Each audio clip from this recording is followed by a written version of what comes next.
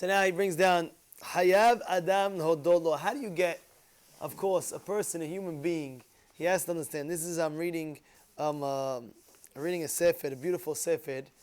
It's called Ve'en Lamo Mechshol. Such a beautiful sefer. He brings down Hayav Adam Hodol Kol Yamav Al Hatovot Sha'asa Imo Hashem Barach. A person has to thank Hashem for his life, a life accomplishments. He did something in life. Hashem did good to him. He got married.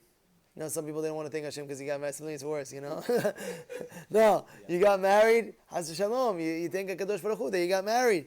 He says, Kegoni ma'italo has v'shalom mahala kasha v'yatzah mimenu b'shalom. So sometimes a person could have a sickness, and he's sick, and all of a sudden doctors say this, and then all of a sudden he gets better. You have to thank HaKadosh Baruch Hu for that. People might take that for granted, but it's not taken for granted. Imagine a guy. I told you what happened. One of my relatives. He was going for a whole different testing. And the doctor took a picture of the scan. He scanned it. And the nurse, whoever was taking it, messed up with the picture and shot the wrong item on the wrong organ. And they showed it to the doctor. The doctor said, this is the wrong organ. You messed up. And they looked. As he's seeing, the doctor says, look, and what is that? And they found cancer in that organ. And the doctor called it an emergency, and he had to come in, and they killed out the cancer, and he was all fine. That happened to my father. Yes. It happened to my dad. And after that, I told my father made a whole party in the kollel. He made a party. We had a seudah. We had a big thing, thanking Borei Olam on the situation that happened. You hear what's going on? This is what he writes over here. People take it for granted. He's good. He says thank you 1 second and he's gone. No. He made a huge party. Thank you Borei Olam, saying Divrei Torah, thanking Hashem. Or a person, sometimes he has a loan. He has loans. He's backed up. And then HaKadosh Baruch Hu sends him enough money to pay everybody back. This is, you know what that is? It's a relief. You know what people go through if they're in debt? Then Hashem, Teddy, give us 1 minute, Teddy. Imagine what Hashem, it's a big chesed Hashem. A person that gets to marry off his children. He married off all his children. Sometimes they have it in weddings. They have like when they, what do they do? What do they have? What is it? I don't know what they have. They have an item. What do they put on their head? The crown of glory or something like that. They put something. So they put something on that, right? What's the pshat? He says, you married off all your children? You know what kind of thing that is? Especially if you get married yourself, sometimes the guy, by the time you get married yourself, you have to think HaKadosh Baruch Hu. Some people forget about that, I remember when I first got engaged, I was telling the guys, I first got engaged. I at the time I said to my wife, oh, that's it, we're gonna get married, and I remember it was 4 a.m. in the morning. 4 a.m. I came to the house, it says, okay, we're gonna marry. I don't know, it was a little late, So I decided this is what we're doing, and this, that.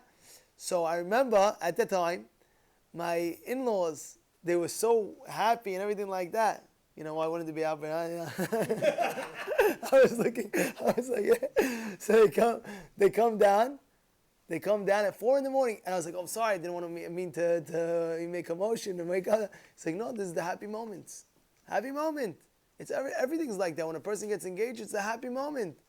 But he has to make sure, don't forget HaKadosh Baruch Hu. The guy gets up, he makes a speech, thanking this person, thanking that person, thank you, thank everybody, and he didn't thank Hashem. Hey, what happened? What happened? You understand what I'm trying to bring out? He's being honored in a dinner, or he's being honored this, that. I would thank my wife, I thank my in-laws, I thank my parents, I thank this, I thank that. Hazar, beautiful. Hey. What about Hashem? That you forgot about Hashem. The first one is a thank you, HaKadosh Baruch Hu. I remember one of the kids, he asked me to do his, help him with the Bar Mitzvah. He asked him to help him with his Bar Mitzvah, right? His Bar Mitzvah speech. So he does the thank yous. And he thanks everybody, thank. And I said, 1 second, I'm reviewing your speech. But I told the Bar Mitzvah, okay, you have to train him. I said, but you forgot to thank Hashem. That is not a joke. You forgot to thank Hashem. So what should I do? I was like, right, thank Hashem. So he started, I was at this Bar Mitzvah speech, he started off, I like to start off, of course, thanking everybody for being here, and especially, all this couldn't have happened without without HaKadosh Baruch Hu, my parents, okay, at least he added it in. At least he added it in. It's not a joke, it's a real thing. HaKadosh Baruch Hu wants to hear you. He wants to see, what do you have to say about me? He's listening to every word that you speak about. And then he writes, and by the way, these are just examples, to each his own. He says, don't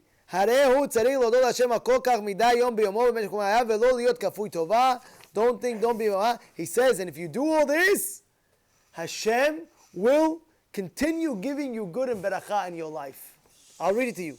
Hashem yitbarach mamshich lehashpia alav tova uberacha me'atzro atov. From His goodness, Hashem will continue to give you and give you and give you. You hear what's going on over here? Don't you want more and more and more? Oh, no, so now some people, they hear this, what do they say? I'm not thanking Hashem because I really thank Him. I'm thanking Him because if I thank Him, He's going to give me more. You killed the whole purpose. Yeah, you killed the whole purpose. The purpose is to thank Hashem because you thank Hashem. Okay, if you do that, you have a bonus that Hashem will continue giving. But that's what he brings down. He says if you're going to continue thanking Him, Hashem's going to continue giving you. Because why? Look, I give you, you thank you. I give you, I thank you. Who am I going to give to? I'm going to give to this guy or that guy? I'll give it to the guy who says thank you. Here you go. Thank you. Here you go. You don't say thank you? Okay. Thank you. Of course, look at Rabbi Cohen. What do you think? Every time he finishes Chidush, he says thank you, Hashem. And guess what? Hashem gives him more chidushim in order to write more. Yeah, that's the way it is. It's not about shoot. A guy makes panasa. Oh, thank you, Hashem. Thank you. Boom, Hashem says, okay, I want to help you more. I want to give you more. A guy has another child, and then another child. So some people, they say, oh, I have too many girls, this, that, I want a boy. Thank Hashem for the girl, at least you got a girl. Some people don't have any children. Guys say, oh, I want a boy, I want a girl. Forget it, you have children. Baruch Hashem, thank you, Hashem. He'll be mashpia more good, and He'll give you more good. This is the great lesson. You're healthy? When's the last time you said you're fully healthy? Tell me, when's the last time you walked outside and you said, you know what, I could breathe, this is amazing. You know, I'll end off with this. I'm going to end off with this. I told you the story once. I was sitting down and I get a video, you probably got that, I get a statement. There was one older fellow, he couldn't breathe for 1 day. Couldn't breathe for 1 day. He sees his medical bill, they gave him an oxygen tank for 24 hours. He sees $5,000. He says to the nurse, $5,000?